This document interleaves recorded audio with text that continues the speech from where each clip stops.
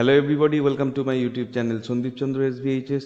HS 2026 semester 4-এর English পরীক্ষা যারা দিতে চলেছ তাদের জন্যে আজকের এই ভিডিওতে রয়েছে last minute revision and suggestion, অত্যন্ত সংক্ষিপ্ত কটা প্রশ্ন এবং কি কি বিষয়ের ওপরে তুমি নজর রাখবে। যেমন এই ভিডিওতে আমরা ডিসকাস করব দ্য 3 কোয়েশ্চেনের কোন কোন পয়েন্টগুলোর উপর তোমাদের নজর রাখতে হবে এবং কি কি প্রশ্ন এলে কি ধরনের উত্তর বা কোন পয়েন্টে তোমাকে উত্তরটা লিখতে হবে।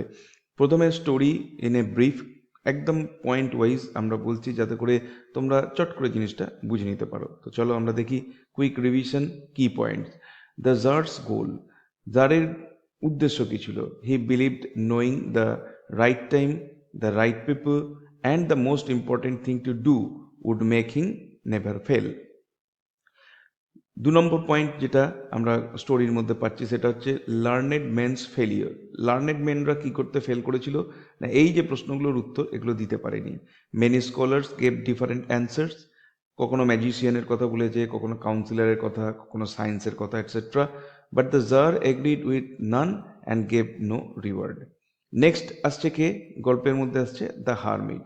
কে সেই hermit? A wise man living in the woods who only saw common folk.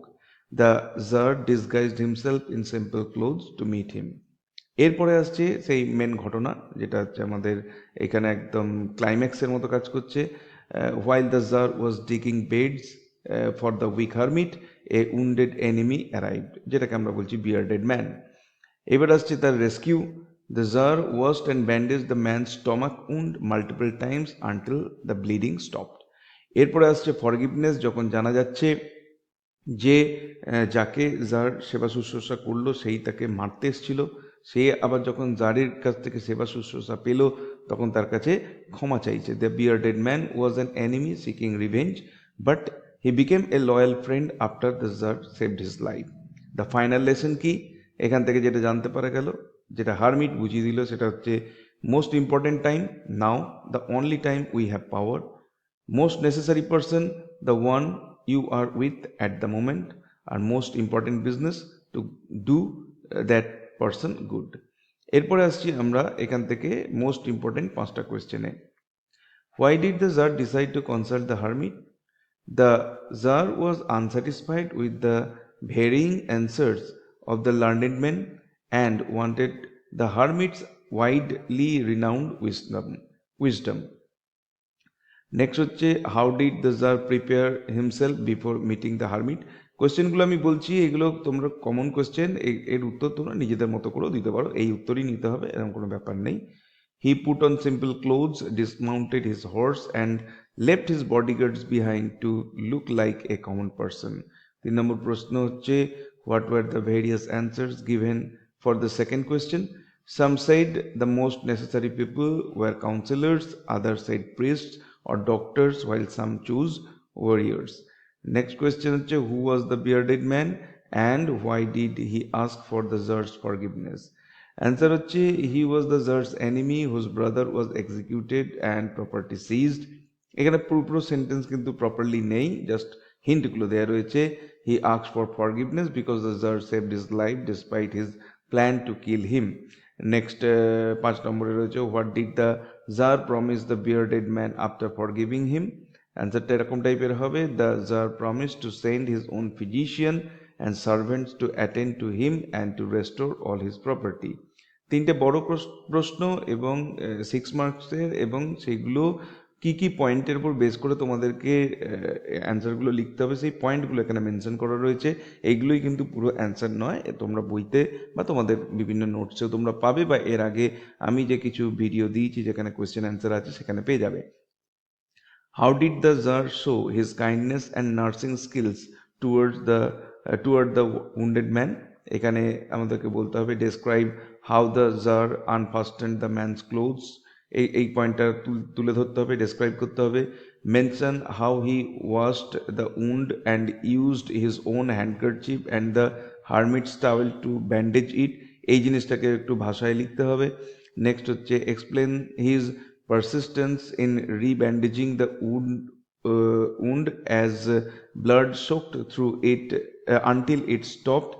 এই পয়েন্টটাকে লিখতে হবে এবং note how he gave the man fresh water and carried him into the heart to rest. এই পয়েন্টগুলোকে মেনশন ঠিকমতো করে করতে পারলেই কিন্তু এখান থেকে ভালো নম্বর পাওয়া যাবে।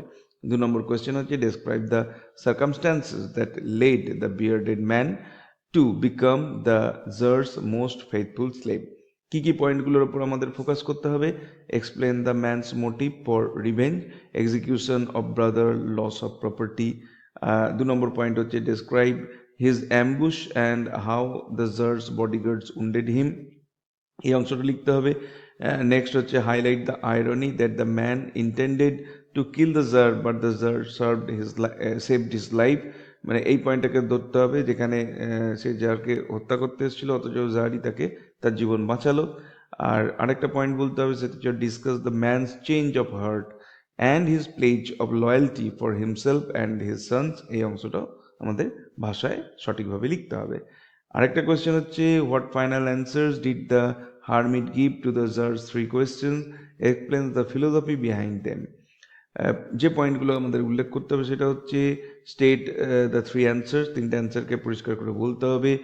The time is now, the person is the one you are with and the task is to do good. এই জিনিসগুলোকে সাজিয়ে লিখতে হবে। এক্সপ্লেন দ্য হারমিটস রিজনিং, হারমিটের যে বক্তব্য যুক্তি ছিল সেই জিনিসগুলোকে বলতে হবে। Now is the only time we have power, we never know if we will deal with anyone else in the future.